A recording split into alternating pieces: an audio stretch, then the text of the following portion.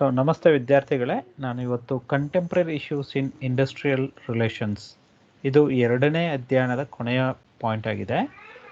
ಈಗ ಪ್ರಚಲಿತ ಪ್ರಚಲಿತ ಒಂದು ಕಾಲಮಾನದಲ್ಲಿ ಏನಾಗಿದೆ ಅಂದರೆ ಬೇರೆ ಬೇರೆ ಇಶ್ಯೂಸ್ಗಳು ಕಾಣಿಸ್ತಾ ಇರೋದನ್ನು ನೋಡ್ತಾ ಇದ್ವಿ. ನಾವು ಏನು ಈ ಒಂದು ಕಾರ್ಮಿಕರ ಮತ್ತು ಮಾಲೀಕರ ಸಂಬಂಧಗಳು ಅಂತ ಏನು ಕರಿತಾ ಇದ್ವಿ, ಅದರಲ್ಲಿ ಸುಮಾರಷ್ಟು ಇಶ್ಯೂಸ್ಗಳನ್ನ ಹೊಸ ಏನಂದರೆ ಇಶ್ಯೂಸ್ಗಳು ನಮ್ಮಲ್ಲಿ ರೈಸ್ ಆಗ್ತಾ ಇರೋದನ್ನ ನೋಡ್ತೀವಿ. ಆದರೆ ಓವರಾಲ್ ಪೀರಿಯಡ್ ಆಫ್ ಅಂದರೆ ನಾವು ಏನು ಈಗ ಒಂದು 75 ವರ್ಷದ ಇತಿಹಾಸನ ತೆಗೆದುಕೊಂಡ್ರೆ ಅದರಲ್ಲೇ ಈಗ ಕಳೆದ 50 ವರ್ಷಗಳಲ್ಲಿ ಭಾಳಷ್ಟು ಬದಲಾವಣೆಗಳಾಗಿದೆ in terms of relationship, industrial relationship. ಅದರಲ್ಲಿನೂ ಕೂಡ ಏನಂತ ಹೇಳಿದ್ರೆ ಕಾರ್ಮಿಕರ ಮತ್ತು ಮಾಲೀಕರ ಮಧ್ಯೆ ಸಂಬಂಧಕ್ಕೆ ಅನುಗುಣವಾಗಿ ಅಥವಾ ಸಂಬಂಧವನ್ನು ಬೆಳವಣಿಗೆ ಮಾಡಲಿಕ್ಕೆ ಬೇಕಾಗಿ ಭಾಳಷ್ಟು ಬದಲಾವಣೆ ಆಗಿದ್ರನ್ನ ನೋಡ್ತೀವಿ. ಅದು ಉದಾಹರಣೆಗೆ ಬೇರೆ ಬೇರೆ ಆ್ಯಕ್ಟ್ಗಳನ್ನು ತಗೊಂಡ್ಬರೋದ್ರ ಮೂಲಕವಾಗಿ ವೇಜಸ್ ಇನ್ಕ್ರೀಸ್ಮೆಂಟ್ ಮಾಡೋದಿರ್ಬೋದು, ಸೋಷಿಯಲ್ ಸೆಕ್ಯೂರಿಟಿ ಸ್ಕೀಮ್ಸ್ಗಳನ್ನ ಕೊಡುವಂಥದ್ದು ಇರ್ಬೋದು, ಅಥವಾ ಬೇರೆ ಒಂದು ಸಾಮಾಜಿಕ ಭದ್ರತೆ ಮತ್ತು ಆರ್ಥಿಕ ಭದ್ರತೆ ಮತ್ತು ಆರೋಗ್ಯದ ಕಾಳಜಿಯನ್ನು ನೀಡುವಂಥ ಸುಮಾರಷ್ಟು ಕಾನೂನುಗಳನ್ನ ತಂದಿದ್ದಾರೆ. ಇದರ ಮೂಲ ಉದ್ದೇಶ ಏನಂತ ಹೇಳಿದ್ರೆ ಕಾರ್ಮಿಕರ ಮತ್ತು ಮಾಲೀಕರ ಮಧ್ಯೆ ಒಂದು ಒಳ್ಳೆಯ ಸಂಬಂಧವನ್ನು ಹುಟ್ಟಾಕಬೇಕು ಅನ್ನುವಂಥದ್ದು ಯಾವಾಗಲೂ ಒಂದು ಕಾಳಜಿಯಾಗಿದೆ. ಆದರೆ ಅದಾಗಿ ಕೂಡ ಏನಾಗಿದೆ ಅಂತ ಹೇಳಿದ್ರೆ ಸುಮಾರಷ್ಟು ಪ್ರತಿ ಒಂದು ಹಂತದಲ್ಲಿ ನೋಡ್ತಾ ಹೋದ್ರೆ ಸಮಸ್ಯೆಗಳು ಇದ್ದೇ ಇರುತ್ತೆ. ಇದು ನಮ್ಮ ಹ್ಯೂಮನ್ ಬೀಯಿಂಗ್ ಏನು ಎಲ್ಲಿ ಕಾಣಿಸ್ತಾ ಇದ್ವಿ ಅಲ್ಲಿ ಸಮಸ್ಯೆಗಳು ಸರ್ವೇ ಸಾಮಾನ್ಯವಾಗಿ ಕಾಣಿಸುವಂಥದ್ದು. ಈಗ ಕಳೆದು ಒಂದು 40-50 ವರ್ಷಗಳಲ್ಲಿ ಆಗಿರುವಂಥ ಇಶ್ಯೂಸ್ಗಳೇನಿದೆ ಅಥವಾ ಇತ್ತೀಚೆಗೆ 10ರಿಂದ 15 ವರ್ಷದಲ್ಲಿ ಕಾಣಿಸುವಂಥ ಇಶ್ಯೂಸ್ಗಳು ಜಾಸ್ತಿ ಏನಾಗಿದೆ ಅನ್ನೋದನ್ನ ಚರ್ಚೆ ಮಾಡೋಣ ಈಗ. ಅದರಲ್ಲಿ ನಾವು ಮುಖ್ಯವಾಗಿ ಇಶ್ಯೂಸ್ ಇನ್ ಇಂಡಸ್ಟ್ರಿಯಲ್ ರಿಲೇಷನ್ಶಿಪ್ ಅಲ್ಲಿ ನೋಡೋದಾದ್ರೆ ಮುಖ್ಯವಾಗಿ ಬರುವಂಥ ಏನಂತ ಹೇಳಿದ್ರೆ ಇಶ್ಯೂಸ್ಗಳು ಇವು ಅಂತ ಹೇಳ್ತೀವಿ. ಪ್ರೈಮರಿ ಇಶ್ಯೂಸ್ ಅಂತ ಹೇಳ್ತೀವಿ. ಒಂದು ಲೋ ವೇಜಸ್ ಅಂತ ಹೇಳ್ತೀವಿ. ಇಲ್ಲಿ ಲೋ ವೇಜಸ್ನ ನಾವು ಹೇಗೆ ಅಳಿತೀವಿ ಅಂತ ಹೇಳಿದ್ರೆ ಇನ್ ಟರ್ಮ್ಸ್ ಆಫ್ ಏನಂದ್ರೆ ಕಂಪ್ಯಾರಿಟಿವ್ಲಿ ಯುರೋಪಿಯನ್ ಕಂಟ್ರಿಗಳಿಗೆ ಕಂಪೇರ್ ಮಾಡಿದ್ರೆ ನಮ್ಮಲ್ಲಿ ಸಿಗುವಂಥ ಸಂಬಳ ಅಥವಾ ಕೂಲಿ ಅಂತ ಏನು ಕರಿತಾ ಇದ್ವಿ ಅದು ಕಡಿಮೆ ಇದೆ. ಮತ್ತು ಇದನ್ನ ಪ್ರತಿ ಸರಿನೂ ಕೂಡ ರಿವೈಸ್ ಮಾಡಿದಾಗ ಕೂಡ ಏನಾಗ್ತಾ ಇದೆ ಅಂತ ಹೇಳಿದ್ರೆ ಅದು ನಮ್ಮ ಏನು ಕಾರ್ಮಿಕರ ಎಕ್ಸ್ಪೆಕ್ಟೆಡ್ ಲೆವೆಲಲ್ಲಿ ಇರುವಂಥ ವೇಜಸ್ಗಳು ಸಿಗೋದಿಲ್ಲ. ಹಾಗಾಗಿ ಯಾವಾಗಲೂ ಏನಂತ ಹೇಳಿದ್ರೆ ಕಾರ್ಮಿಕರ ಮತ್ತು ಮಾಲೀಕರ ನಡುವೆ ಇದು ಒಂದು ಥರದ ಸಂಘರ್ಷವನ್ನು ಉಂಟು ಮಾಡಿಕೊಳ್ಳುವಂಥ ಒಂದು ಇಶ್ಯೂ ಏನಂತ ಹೇಳಿದ್ರೆ ಲೋ ವೇಜಸ್ ಅಂತ ಹೇಳ್ತೀವಿ. ಇದು ಯಾವಾಗಲೂ ಕೂಡ ಏನಂದರೆ ಬಿಗಿನಿಂಗ್ ಆಫ್ ಇಂಡಸ್ಟ್ರಿಯಲೈಸೇಷನ್ ಇಂದ ಇಟ್ಕೊಂಡು ಇವತ್ತಿನವರೆಗೂ ಕೂಡ ಅದು ಇದೆ. ನಾವು ಪ್ರತಿ ಸರಿನೂ ಕೇಳ್ತೀವಿ ಕಾರ್ಮಿಕರ ಬೇಡಿಕೆಗಳಲ್ಲಿ ವೇಜನ್ನು ಹೆಚ್ಚು ಮಾಡಿ, ಸಂಬಳನ ಹೆಚ್ಚು ಮಾಡಿ ಅನ್ನುವಂಥ ಇಶ್ಯೂಸು ಕೇಳ್ತಾನೆ ಇರ್ತಾರೆ. ಅದು ಚರ್ಚೆ ಆಗ್ತಾನೆ ಇರುತ್ತೆ ಅನ್ನೋದು ನಮಗೆ ಗೊತ್ತಿರುವಂಥ ವಿಚಾರ. ಇನ್ನು ನೆಕ್ಸ್ಟ್ ಇಶ್ಯೂಸ್ ಏನಂದರೆ ಎಂಪ್ಲಾಯ್ಮೆಂಟ್ ಆಫ್ ವುಮೆನ್ ಅಂತ ಹೇಳ್ತೀವಿ. ಇಲ್ಲಿ ಏನಂತ ಹೇಳಿದ್ರೆ ನಾವು ಎಲ್ಲ ನೋಡುವಂಥದ್ದು ಏನಂತ ಹೇಳಿದ್ರೆ ವುಮೆನ್ ವರ್ಕ್ ಪಾರ್ಟಿಸಿಪೇಷನ್ ಅಂತ ಕರಿತೀವಿ. ಮಹಿಳೆಯರ ಕಾರ್ಮಿಕ ಪಾತ್ರದಲ್ಲಿ ಮಹಿಳೆಯರ ಭಾಗವಹಿಸುವಿಕೆಯನ್ನು ಕಡಿಮೆ ಇದೆ ಅಂತ ಹೇಳ್ತೀವಿ. ವುಮೆನ್ ಪಾರ್ಟಿಸಿಪೇಷನ್ನಲ್ಲಿ ಎಂಪ್ಲಾಯ್ಮೆಂಟ್ ಪಾರ್ಟಿಸಿಪೇಷನಲ್ಲಿ ಏನಾಗಿದೆ ಅಂತ ಹೇಳಿದ್ರೆ ಕಡಿಮೆ ಇದೆ. ಅದಕ್ಕೆ ಕಾರಣಗಳು ಬೇರೆ ಬೇರೆ ಇರ್ಬೋದು. ಕೌಟುಂಬಿಕ ನಿರ್ವಹಣೆ ಇರ್ಬೋದು, ಅಥವಾ ಕುಟುಂಬ ಒಂದು ಕಡೆಯಿಂದ ಇನ್ನೊಂದು ಕಡೆ ಮೂವ್ ಆಗ್ತಾ ಇರ್ಬೋದು, ಅಥವಾ ಏನಂತ ಹೇಳಿದ್ರೆ ಕುಟುಂಬದ ಸಹಕಾರವನ್ನು ನೋಡ್ಬೋದು, ಅಥವಾ ಡಿಪೆಂಡೆಂಟ್ಗಳ ಸಹಕಾರ ಇಂಪಾರ್ಟೆಂಟ್ ಆಗಿರುತ್ತೆ, ಮತ್ತು ಎಜುಕೇಷನ್ ಮತ್ತು ಸ್ಕಿಲ್ ಫ್ಯಾಕ್ಟರ್ಸ್ಗಳು ಇಂಪಾರ್ಟೆಂಟ್ ಆಗಿರುತ್ತೆ. ಹಾಗಾಗಿ ಮಹಿಳಾ ಪಾಲ್ಗೊಳ್ಳುವಿಕೆ ಪ್ರಮಾಣ ಏನಾಗಿದೆ ಕಡಿಮೆ ಆಗಿದೆ. ಹಾಗಾಗಿ ಅನ್ಎಂಪ್ಲಾಯ್ಮೆಂಟ್ ರೇಷಿಯೋಗಳಲ್ಲಿ ನೀವು ನೋಡೋದಾದರೆ ಒಂದು ಏನು ಹೌಸ್ ಮೇಟನ್ನು ಹೊರತುಪಡಿಸಿ ಬೇರೆ ಕ್ಷೇತ್ರಗಳಲ್ಲಿ ಎಲ್ಲನೂ ಕೂಡ ಏನಂತ ಹೇಳಿದ್ರೆ ಮಹಿಳೆಯರ ಭಾಗವಹಿಸುವಿಕೆಯನ್ನು ಕಡಿಮೆ ಇರೋದನ್ನು ನೋಡಬಹುದು. ಇದು ಒಂದು ಕೂಡ ಮುಖ್ಯವಾದಂಥ ಇಶ್ಯೂ ಆಗಿದೆ ಅಂತ ಹೇಳ್ತಾರೆ. ನೆಕ್ಸ್ಟ್ ಅಲ್ಲಿ ಇಗ್ನೋರೆನ್ಸ್ ಅಂಡ್ ಇಲ್ಲಿಟ್ರೇಸಿ ಅಂತ ಕರಿತೀವಿ. ಅಜ್ಞಾನ ಮತ್ತು ಶಿಕ್ಷಣ ಇಲ್ಲದಿರುವಿಕೆ ಅಥವಾ ಅಕ್ಷರ ಕಲಿದ ಇರುವಿಕೆ ಅಂತ ಹೇಳ್ತಾರೆ. ನಾವು ಭಾರತದ ಇಂಡಸ್ಟ್ರಿಗಳನ್ನ ಎಕ್ಸಾಂಪಲ್ ತಗೊಂಡ್ರೆ ಹೆಚ್ಚು ಏನಂತ ಹೇಳಿದ್ರೆ ಕೈಗಾರಿಕೆಗಳು ಅನ್ಆರ್ಗನೈಸ್ಡ್ ಲೇಬರ್ಗಳನ್ನ ತಗೊಂಡು ಕೆಲಸ ಮಾಡುವಂಥದ್ದನ್ನ ನೋಡ್ತೀವಿ. ಅಂದರೆ ಅನ್ಆರ್ಗನೈಸ್ ಸೆಕ್ಟರಲ್ಲಿ ಕೆಲಸ ಮಾಡುವಂಥ ಕೆಲವೊಂದು ಇಂಡಸ್ಟ್ರಿಗಳನ್ನು ಕೂಡ ನೋಡ್ತೀವಿ. ಉದಾಹರಣೆಗೆ ಕನ್ಸ್ಟ್ರಕ್ಷನ್ ಇಂಡಸ್ಟ್ರಿಯನ್ನು ನೋಡ್ಬೋದು, ಮೈನಿಂಗ್ ಇಂಡಸ್ಟ್ರಿಯನ್ನು ನೋಡ್ಬೋದು.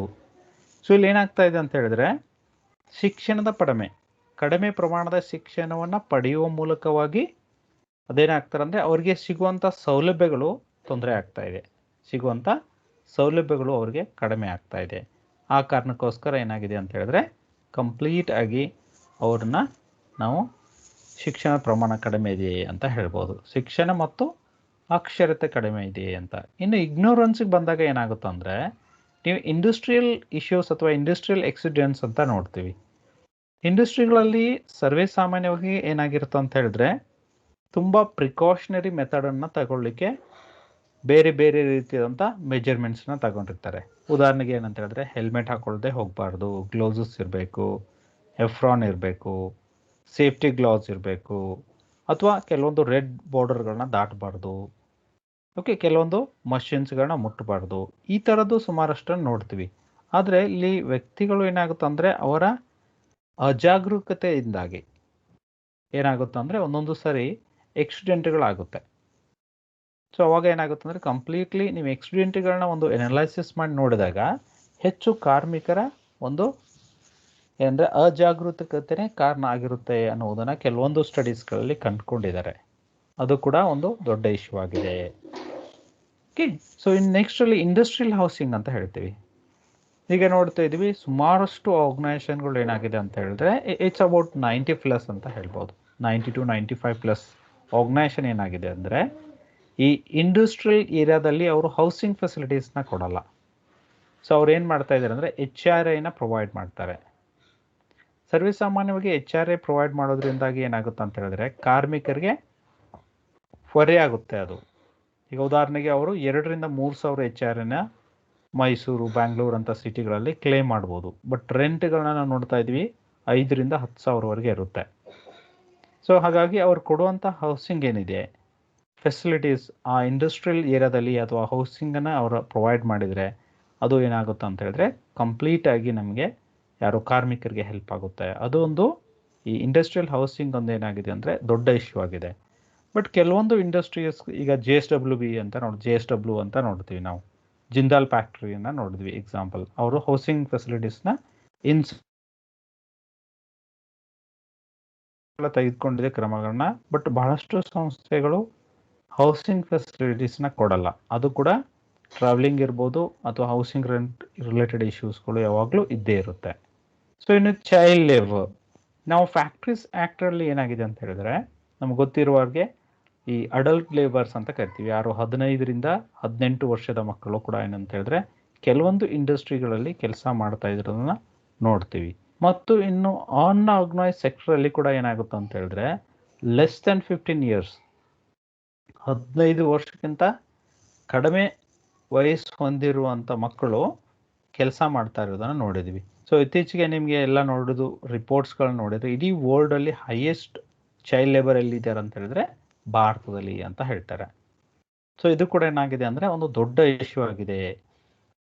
Child labour date of birth ಇಶ್ಯೂಸ್ಗಳು ಇರ್ಬೋದು, ಆರ್ ಏನಂತ ಹೇಳಿದ್ರೆ ಅವರು ಶಿಕ್ಷಣವನ್ನು ಪಡೆಯುವಂಥ ಒಂದು ಹಂತದಲ್ಲೇ ಕೆಲಸಕ್ಕೆ ಬರ್ತಾ ಇದ್ದಾರೆ. ಕೆಲವೊಂದು ಅನ್ಆರ್ಗನೈಸ್ ಸೆಕ್ಟರಲ್ಲಿ ಅವರಿಗೆ ಕಾಂಟ್ರಾಕ್ಟ್ ಬೇಸಿಸ್ ಮೇಲೆ ಕೆಲಸಗಳನ್ನ ತೆಗೆದುಕೊಳ್ತಾ ಇದ್ದಾರೆ. ಇದು ಕೂಡ ಏನಂದರೆ ನಮ್ಮ ಇಂಡಸ್ಟ್ರಿಯಲ್ ರಿಲೇಷನ್ಶಿಪ್ಪಲ್ಲಿ ಏನಂತ ಹೇಳಿದ್ರೆ ತುಂಬ ದೊಡ್ಡ ಇಶ್ಯೂ ಆಗಿರೋದನ್ನು ನೋಡ್ತೀವಿ. ಇನ್ನು ಎರಡನೇ ಭಾಗದಲ್ಲಿ ಆಗಿ ಅಂದರೆ ಇನ್ನು ಸೆಕೆಂಡ್ ಪಾರ್ಟಲ್ಲಿ ನೋಡೋದಾದರೆ, ಸೊ ಸೆಕೆಂಡ್ ಪಾರ್ಟದಲ್ಲಿ ಮುಖ್ಯವಾಗಿ ಇದು ಸೆಕೆಂಡ್ರಿ ಇಶ್ಯೂಸ್ ಅಂತ ಕರಿತೀವಿ.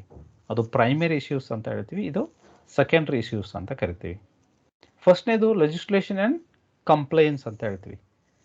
ಸೊ ಇಲ್ಲಿ ಏನಾಗಿದೆ ಅಂದರೆ ನಮ್ಮಲ್ಲಿರುವಂಥ ಲೆಜಿಸ್ಲೇಷನ್ಗಳು ಇದೆ.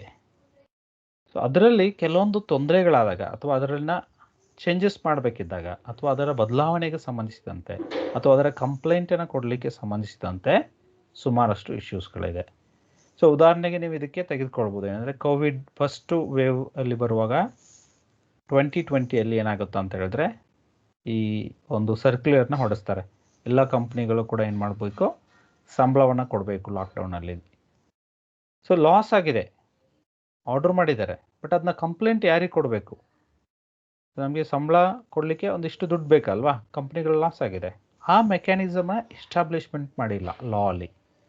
ಸೊ ಇವೊಂದು ವೆರಿ ಲೆಸ್ ಏನಂತ ಹೇಳಿದ್ರೆ ಹೇರಿಂಗ್ಗಳಾಗುತ್ತೆ, ಮಾಲೀಕರ ಅಥವಾ ಕಾರ್ಮಿಕರ ಕಂಪ್ಲೇಂಟ್ಸ್ಗಳನ್ನ ತಗೊಳ್ಳಿಕ್ಕೆ ಲೆಸ್ ಹೇರಿಂಗ್ಗಳಾಗುತ್ತೆ. ಸೊ ಅದೊಂದು ವ್ಯವಸ್ಥೆ ಇಲ್ಲ, ಮೆಕ್ಯಾನಿಸಮ್ ಅಂತ ಹೇಳ್ತೀವಿ ಒಂದು. ಆ ಮೆಕ್ಯಾನಿಸಮ್ ಕೂಡ ಕಡಿಮೆ ಇದೆ, ಕಾನೂನು ವ್ಯವಸ್ಥೆಯಲ್ಲಿ ಕಡಿಮೆ ಇದೆ ಅಂತ ಹೇಳ್ತಾರೆ. ಆ್ಯಂಡ್ ಸೆಕೆಂಡ್ ಒಂದು ಕಾಂಟ್ರಾಕ್ಟ್ ಲೇಬರ್. ಸೊ ನಾವು ಚರ್ಚೆ ಮಾಡಿದ ಹಾಗೆ ಒಂದು ಏನಾಗಿದೆ ಅಂದರೆ ಥರ್ಡ್ ಪಾರ್ಟಿ ಕಾಂಟ್ರಾಕ್ಟ್ ಲೇಬರ್ನ ತೆಗೆದುಕೊಳ್ತಾರೆ. ಪ್ರೈಮರಿಯಾಗಿ ಈ ಕನ್ಸಲ್ಟೆಂಟ್ ಏಜೆನ್ಸಿಗಳಿಂದ ಕಾಂಟ್ರಾಕ್ಟ್ ಲೇಬರ್ನ ತೆಗೆದುಕೊಳ್ತಾರೆ. ಸೊ ಇಲ್ಲಿ ಕಾಂಟ್ರಾಕ್ಟ್ ಲೇಬರ್ನ ತೆಗೆದುಕೊಳ್ಳೋದ್ರಿಂದಾಗಿ ಏನಾಗುತ್ತೆ ಅಂದರೆ 2 ಸಮಸ್ಯೆಗಳಿದೆ. ಒಂದು, ಅವರ ಸ್ಟೆಬಿಲಿಟಿ ಇರಲ್ಲ, ಅಂದರೂ ಅವ್ರಿಗೆ ಹೆಚ್ಚು ಹೊತ್ತು ನಿಲ್ಲಲ್ಲ, ಸ್ವಲ್ಪ ದಿನ ಎದ್ದು ಕೆಲಸವನ್ನು ಮತ್ತೆ ಬಿಟ್ಟು ಹೋಗ್ಬಿಡ್ತಾರೆ ಅವರು. ಸೊ ಆ ಕಾರಣದಿಂದಾಗಿ ಅವರು ಉಳಿದುಕೊಳ್ಳಲ್ಲ. ಮತ್ತು ಇನ್ನು ಸೋಷಿಯಲ್ ಸೆಕ್ಯೂರಿಟಿ ಆಸ್ಪೆಕ್ಟ್ ನೋಡೋದಾದರೆ ಇವರಿಗೆ ಸುಮಾರಷ್ಟು ಸಾಮಾಜಿಕ ಭದ್ರತೆ ಯೋಜನೆಗಳು ತಲುಪ್ತಾ ಇಲ್ಲ. ಕಾಂಟ್ರಾಕ್ಟ್ ಲೇಬರ್ಗೆ ಸಾಮಾಜಿಕ ಭದ್ರತೆನೇ ಕಡಿಮೆ ಇದೆ. It may be in terms of ESI ಇರ್ಬೋದು, PF ಇರ್ಬೋದು, ಅಥವಾ ಗ್ರ್ಯಾಚುಯಿಟಿ ಇರ್ಬೋದು, okay. So or job security ಇರ್ಬೋದು. ಈ ಥರದ ಇಶ್ಯೂಸ್ ಎಲ್ಲ ಕಾಂಟ್ರಾಕ್ಟ್ ಲೇಬರಲ್ಲಿ ಕಾಣಿಸ್ಕೊಳ್ತಾ ಇದ್ವಿ, ನೋಡ್ತಾ ಇರೋದನ್ನು ಕಾಣಿಸ್ತೀವಿ ಭಾರತದಲ್ಲಿ. ಸೊ ನೀವೊಂದು ಕಂಪ್ನಿಗಳನ್ನ ಅಧ್ಯಯನ ತಗೊಂಡ್ರೆ ಪರ್ಮನೆಂಟ್ ಲೇಬರ್ಗಿಂತ ಹೆಚ್ಚಾಗಿ ಕಾಂಟ್ರಾಕ್ಟ್ ಲೇಬರಲ್ಲೇ ಇರುವಂಥ ಕಂಪ್ನಿಗಳು ಹೆಚ್ಚಿರುತ್ತೆ. ಸೊ ಆ ಥರದ್ದು ಸುಮಾರಷ್ಟು ಕಂಪ್ನಿಗಳನ್ನ ನೋಡಿರ್ತೀವಿ ನಾವು. ಇನ್ನು ಸಸ್ಟೈನಬಿಲಿಟಿ ಅಂತ ಹೇಳ್ತೀವಿ. ಇಲ್ಲಿ ಸುಸ್ಥಿರತೆ ಅಂತ ಹೇಳಿದ್ರೆ ಯಾವುದೇ ಒಂದು ನಿರ್ಧಾರಗಳನ್ನ ಸರ್ಕಾರ ಆಗಲಿ ಅಥವಾ ಕಾರ್ಮಿಕರಾಗಲಿ ಅಥವಾ ಮಾಲೀಕರಾಗಿ ತೆಗೆದುಕೊಂಡ್ರೆ ಅದು ತುಂಬ ಹೊತ್ತುವರೆಗೆ ನಿಲ್ಲಲ್ಲ, ಸಸ್ಟೈನ್ ಆಗಲ್ಲ. ಸೊ ಅದೇನಾಗುತ್ತೆ ಅಂದರೆ ಅವಾಗ ಇನ್ಸ್ಟೇಬಲ್ ಆಗಿರುತ್ತೆ, ಬದಲಾವಣೆ ಆಗ್ತಾ ಇರುತ್ತೆ. ಯಾಕೆ ಅಂತ ಹೇಳಿದ್ರೆ ಈಗ ಒಪ್ಕೊಂಡಿದ್ದೀವಿ ಅಂತ ಹೇಳಿದರೆ ಬರೀ 3 ತಿಂಗಳಾದಮೇಲೆ ಈಗ ಸ್ಟ್ರೈಕ್ ಮಾಡಲ್ಲ 1 ವರ್ಷ ಅಂತ ಹೇಳ್ಬೋದು, 1 ವರ್ಷ ಒಳಗಡೆನೆ ಮತ್ತೆ ಸ್ಟ್ರೈಕ್ ಮಾಡೋಂಥ ಸಂದರ್ಭಗಳನ್ನ ನೋಡ್ತೀವಿ. ಈಗ ಉದಾಹರಣೆಗೆ ನೀವು KSRTನ ಎಕ್ಸಾಂಪಲ್ ತಗೋರಿ. KSRTC ಇತ್ತೀಚೆಗೆ ಸಮಸ್ಯೆ ಆಗಿ ಕರ್ನಾಟಕದಲ್ಲಿ ಸ್ಟ್ರೈಕಿಗೆ ಹೋದರು. ಪ್ರಥಮವಾಗಿ ಸ್ಟ್ರೈಕ್ ಹೋದರು, ಅಗ್ರಿಮೆಂಟ್ಗಳಾಗಿತ್ತು, 2 ಪಾರ್ಟಿಗಳ ಮಧ್ಯೆ ಅಗ್ರಿಮೆಂಟ್ ಆಗಿತ್ತು. ನೆಕ್ಸ್ಟ್ 2 ತಿಂಗಳು 3 ತಿಂಗಳು ಬಿಟ್ಟು ಮತ್ತೆ ಸ್ಟ್ರೈಕ್ ಹೋಗೋದ್ರು. ಅವಾಗ ಏನಾಯ್ತಂತೆ, ಆ ಅಗ್ರಿಮೆಂಟು ಮುರಿದ್ಬಿತ್ತು. So there is no stability ಅಂತ ಹೇಳ್ತೀವಿ. ಸಸ್ಟೈನಬಿಲಿಟಿ ಆಗಬೇಕಂತ ಹೇಳಿದ್ರೆ ಸ್ಟೆಬಿಲಿಟಿ ತುಂಬ ಇಂಪಾರ್ಟೆಂಟ್ ಆಗಿರುತ್ತೆ ಸಂಬಂಧಗಳಲ್ಲಿ. ಆ ಒಂದು ಸ್ಟೆಬಿಲಿಟಿ ಇರೋಲ್ಲ, ಅದಕ್ಕಾಗಿ ಸಸ್ಟೈನಬಿಲಿಟಿ ನಾವು ಕಾಣಿಸ್ತಾ ಇಲ್ಲ. ಒಂದು ಉದಾಹರಣೆಗೆ ಒಂದು ನಿರ್ಧಾರ ತೆಗೆದುಕೊಂಡ್ರೆ ಅದು ಬಹಳ ದಿನದವರೆಗೆ ಇರಬೇಕು, ಅದು ಮುಖ್ಯವಾಗಿರುವಂಥ ಸಸ್ಟೈನಬಿಲಿಟಿ ಅಂತ ಹೇಳ್ತೀವಿ. ಸೊ ಇದ್ರ ಜೊತೆಗೆ ಅಂತ ಹೇಳಿದ್ರೆ ಒಂದು ರಿಫಾರ್ಮ್ಸ್ ಆಗ್ತಾ ಇಲ್ಲ, ಪ್ರೋಗ್ರೆಸಿವ್ ರಿಫಾರ್ಮ್ಸ್ ಅಂತ ಹೇಳ್ತೀವಿ. ಅದರಲ್ಲಿ ಲೇಬರ್ ಲಾಸಲ್ಲಿ ಏನಾಗುತ್ತೆ ಅಂತ ಹೇಳಿದ್ರೆ ಎನ್ವೈರ್ಮೆಂಟಲ್ ಸಂಬಂಧಿಸಿದಂಥ ಇಶ್ಯೂಸ್ಗಳು ತುಂಬ ಇದೆ. ಸೊ ಅದನ್ನು ನಿರ್ಧಾರವನ್ನು ತೆಗೆದುಕೊಳ್ಳುವಂಥದ್ದು ಅಥವಾ ಪ್ರೋಗ್ರೆಸಿವ್ ಅಥವಾ ರಿಫಾರ್ಮೇಟಿವ್ ಲೇಬರ್ ಲಾಸ್ ಚೇಂಜಸ್ಗಳನ್ನ ಏನಾಗ್ತಾ ಇದೆ, ಸಾಧ್ಯ ಆಗ್ತಾ ಇಲ್ಲ. ಈಗ ಉದಾಹರಣೆ ನೀವು ಇದಕ್ಕೆ ಎಕ್ಸಾಂಪಲ್ ಆಗಿ ತಗೋಬೋದು. ಡೆಲ್ಲಿ ಈಸ್ ಏನಂದ್ರೆ ಹೈಲಿ ಏರ್ ಪಾಪ್ಯುಲೇಟೆಡ್ ಏನಂದರೆ ಪ್ಲೇಸ್ ಇನ್ ಇಂಡಿಯಾ ಆ್ಯಂಡ್ ವರ್ಲ್ಡಲ್ಲಿ ಅದು 3rd ಇದೆ ಈಗ. ಓಕೆ, ಒಂದ್ಸರಿ 2nd ಬರುತ್ತೆ, ಒಂದ್ಸರಿ 3rd ಬರುತ್ತೆ. ಸೊ ಅಷ್ಟು ಏನಂದರೆ ಏರ್ ಪಾಲ್ಯೂಟೆಡ್ ಆಗಿರುವಂಥದ್ದನ್ನ ನೋಡ್ತೀವಿ. ಇದಕ್ಕೆ ಸಂಬಂಧಿಸಿದಂಥ ಲಾಗಳನ್ನ ನೋಡೋದಾದರೆ, ಕಾನೂನುಗಳನ್ನ ನೋಡೋದಾದರೆ ತುಂಬ ಕಡಿಮೆ. ಯಾವ ಕಂಪನಿ ಹೆಚ್ಚು ಪಾಲ್ಯೂಟೆಡ್ ಮಾಡ್ತಾ ಇದೆ ಅಥವಾ ಯಾವುದು ಹೆಚ್ಚು ಇಂಗಾಲ ಡೈಆಕ್ಸೈಡ್ ಬರ್ತಾ ಇದೆ ಅಥವಾ ಯಾವುದೋ ಒಂದು ಪಾಯ್ಸನ್ ಗ್ಯಾಸಸ್ ಬರ್ತಾ ಇದೆ ಅಂತ ಇಲ್ಲಿವರೆಗೆ ಮೆಜರ್ ಮಾಡಲಿಕ್ಕೆ ಯಾವುದೇ ರೀತಿಯಾದಂಥ ಲಾಗಳು ಇಲ್ಲ. ಸೊ ಕೆಲವೊಂದು ಲಾಗಳು ಏನಾಗಿದೆ ಅಂತ ಹೇಳಿದ್ರೆ ವೆರಿ ಲಿಮಿಟೆಡ್ ಕೈಂಡ್ ಆಫ್ ಏನಂತ ಹೇಳಿದ್ರೆ ಥಿಂಗ್ಸ್ನ ನೋಡಲಿಕ್ಕೆ ಇರುವಂಥದ್ದು. ಇದಕ್ಕೆ ಇರುವಂಥ ಒಂದು ಪ್ರೋಗ್ರೆಸಿವ್ ಆಗಿರುವಂಥ ಲಾಸ್ಗಳು ಬದಲಾವಣೆ ತುಂಬ ಕಡಿಮೆ ಇದೆ ಅಂತ ಹೇಳ್ತಾರೆ. ಸೊ ಇನ್ನು ನೆಕ್ಸ್ಟಲ್ಲಿ efforts are needed to be enhanced integrated of labour force with business. ಇದು ಮಾಲೀಕರ ಒಂದು ಅಭಿಪ್ರಾಯದಂತೆ. ಮಾಲೀಕರ ಅಭಿಪ್ರಾಯದಂತೆ ಏನಂದರೆ ಒಂದು ಇಂಟಿಗ್ರೇಷನ್ ಇಲ್ಲ ಇಬ್ಬರ ನಡುವೆ. ಏನಂತ ಹೇಳಿದ್ರೆ ಯಾರು ಕಾರ್ಮಿಕರು ಮತ್ತು ಮಾಲೀಕರ ಮಧ್ಯೆ 2 ಫೋರ್ಸ್, 2 ಒತ್ತಡಗಳು ಅಥವಾ 2 ಒಂದು ಶಕ್ತಿಗಳ ಸೇರಿ ಮುಂದೆ ಹೋಗಬೇಕು ಬಿಸ್ನೆಸ್ಸಲ್ಲಿ. ಅದು ಆ ಎಫರ್ಟ್ ಆಗ್ತಾ ಇಲ್ಲ. 2 ಪಾರ್ಟಿಗಳೇನಾಗ್ತಾ ಇದೆ, ಬೇರೆ ಬೇರೆನೇ ಆಗ್ತಾ ಇದೆ. ಆ ಕಾರಣಕ್ಕೆ ಇದು ಒಂದು ಸಮಸ್ಯೆ ಆಗ್ತಾ ಇದೆ ಅಂತ ಹೇಳ್ತಾರೆ. ಸೊ ನೆಕ್ಸ್ಟಲ್ಲಿ ಏನಂತ ಹೇಳಿದ್ರೆ ಒಂದು ಗ್ರೋತನ್ನು ನಿಮಗೆ ಕನ್ಸಿಡ್ರೇಷನ್ ಮಾಡಿದ್ರೆ ಏನು ಈ ಆರ್ಗನೈಸೇಷನ್ ಕ್ಲೈಮೇಟಲ್ಲಿ ಗ್ರೋತ್ ಏನು ಇಂಡಸ್ಟ್ರಿಯಲ್ ರಿಲೇಷನ್ಸ್ ಒಂದು ಹಾರ್ಮೋನಿಯಸ್ ರಿಲೇಷನ್ಶಿಪ್ ಗ್ರೋತು ಕೂಡ ತುಂಬ ಸ್ಲೋ ಆಗಿದೆ ಅಂತ ಹೇಳ್ತಾರೆ. ಸೊ 2 ಸೇರಿ ಒಂದೇ. ಈಗ ಉದಾಹರಣೆಗಳು ಎಷ್ಟೇ ಒಂದು ಕೆಲವೊಂದು ಆರ್ಗನೈಸೇಷನ್ ಇದೆ, ಆ ಆರ್ಗನೈಸೇಷನಲ್ಲಿ ಏನಾಗಿದೆ ಅಂತ ಹೇಳಿದ್ರೆ ಸಂಪೂರ್ಣವಾಗಿ ಅಲ್ಲಿ ಲೇಬರ್ ಯೂನಿಯನ್ಗಳನ್ನೇ ಇರಲ್ಲ. ಕಾರಣ ಏನಂತ ಹೇಳಿದ್ರೆ ಅಷ್ಟು ಚೆನ್ನಾಗಿ ಆ ಎರಡೂ ಪಾರ್ಟಿಗಳು ಸಂಬಂಧವಿರುತ್ತೆ. ಸೊ ಎನಿ ಇಶ್ಯೂಸ್ ನಮ್ಮ ಹತ್ರ ಬನ್ನಿ, ಅವರು ಎನ್ಕರೇಜ್ ಮಾಡಿ ಲೇಬರ್ ಯೂನಿಯನ್ಸು, ಸ್ಟ್ರೈಕು, ಲಾಕೌಟು ಇದೇನು ಬೇಡ, ನಮ್ಮ ಹತ್ರ ಬನ್ನಿ, ನಾವು ಸಾಲ್ವ್ ಮಾಡ್ತೀವಿ. ಅಷ್ಟು ಹಾರ್ಮೋನಿಯಸ್ ರಿಲೇಷನ್ಶಿಪ್ ಗ್ರೋತ್ ಇದೆಯಲ್ವಾ, ಅದು ತುಂಬ ಕಡಿಮೆ ಆಗಿದೆ. ಯಾಕಂದರೆ ಅದು ಹೆಚ್ಚಾದಷ್ಟು ಏನಾಗುತ್ತೆ ಅಂದರೆ ಆರ್ಗನೈಸೇಷನಲ್ ಏನಂದರೆ ಸಸ್ಟೈನಬಲ್ ಆರ್ಗನೈಸೇಷನಲ್ ಕ್ಲೈಮೇಟ್ ಅಂತ ಹೇಳ್ತೀವಿ ನಾವು ಅದನ್ನು. ಹೆಚ್ಚು ಹೊತ್ತಿನವರೆಗೆ, ಹೆಚ್ಚು ದಿನದವರೆಗೆ ಏನಾಗುತ್ತೆ ಅಲ್ಲಿರುವಂಥ ಸಂಸ್ಥೆಯ ಒಳ್ಳೆಯ ವರ್ಕಿಂಗ್ ಎನ್ವೈರ್ಮೆಂಟ್ ಕ್ರಿಯೇಟ್ ಮಾಡೋಕ್ಕಾಗುತ್ತೆ. ಆ ಥರದ್ದು ತುಂಬ ಕಡಿಮೆ ಇರೋದನ್ನು ನೋಡ್ತೀವಿ. ಸೊ ಇದು ಯಾವಾಗಲೂ ಮಾಲೀಕರ ಮತ್ತು ಕಾರ್ಮಿಕರ ಮಧ್ಯದಲ್ಲಿರುವಂಥ ಸುಮಾರಷ್ಟು ಬದಲಾವಣೆಗಳು ನೋಡ್ತೀವಿ. ಇವಿಷ್ಟು 6 ಪಾಯಿಂಟನ್ನು ನಾವೇನು ಹೇಳ್ತೀವಿ, ಸೆಕೆಂಡ್ರಿ ಇಶ್ಯೂಸ್ ಅಂತ ಹೇಳ್ತೀವಿ. ಸೆಕೆಂಡ್ರಿ ಇಶ್ಯೂಸ್ ಮತ್ತು ಪ್ರೈಮರಿ ಇಶ್ಯೂಸ್ಗಳನ್ನ ಮುಖ್ಯವಾಗಿ ಪ್ರಿವಿಯಸ್ ಸ್ಲೈಡಲ್ಲಿ ಚರ್ಚೆ ಮಾಡಿದ್ವಿ. ಇಷ್ಟು ಇಶ್ಯೂಸ್ಗಳು ನಾವು ಇಂಡಸ್ಟ್ರಿಯಲ್ ರಿಲೇಷನ್ಶಿಪ್ಪಲ್ಲಿ ಕಾಣಿಸ್ಕೊಳ್ತೀವಿ. ಓಕೆ, ಸೊ ಇದ್ರ ಬಗ್ಗೆ ಏನಾದರೂ ಪ್ರಶ್ನೆಗಳಿದ್ರೆ ಚರ್ಚೆ ಮಾಡೋಣ.